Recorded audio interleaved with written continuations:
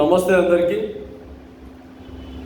ఈ మధ్యకాలంలో చాలామంది పారాక్వాట్ అని గడ్డి మందు వ్యవసాయానికి కలుపు ఎక్కువైతే అయినా ఆ గడ్డి మందు చల్లితే పూర్తిగా గడ్డి అంతా మాడిపోయినట్టు ఉంటుంది. అలాంటి ఒక కలుపు గడ్డిని ఏరివేసేందుకు పారాక్వాట్ అనే ఒక గడ్డి మందును శాస్త్రవేత్తలు కనిపెట్టారు.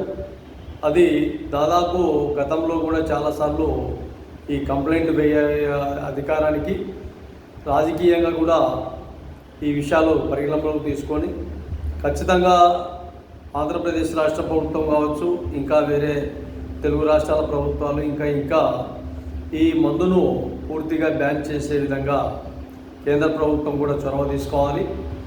చాలామంది కొన్ని విషయాలలో ఆ విషయాలను నెంబరేసుకుంటూ రకరకాలుగా ఇబ్బందులు గురయ్యే ప్రమాదంలో కుటుంబ కలహాలు, ఇంకా కొన్ని భూమి సమస్యలు, కొన్ని అన్నదమ్ముల సమస్యలు, కొన్ని కుటుంబాల విధానంలో కొన్ని సమస్యలు వచ్చినప్పుడు అది మామూలుగా అయితే ఫెర్టిలైజర్స్లలో దొరుకుతుంది.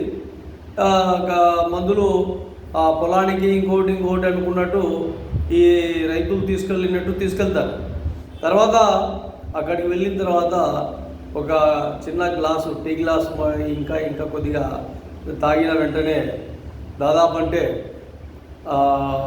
లోపల మొత్తం అవయవాలన్నీ పూర్తిగా కాలిపోతాయి. కాలిపోయిన తర్వాత ఈ ముఖంలో లోపల నాలుక ప్రతి ఒక్కటి మొత్తం అన్నీ బూడిదైపోయినట్టు కనిపిస్తాయి.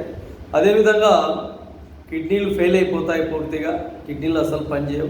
కిడ్నీలు ఫెయిల్ అయిందంటే మనిషి దాదాపు అంటే ఇంకా కష్టం బతకడం.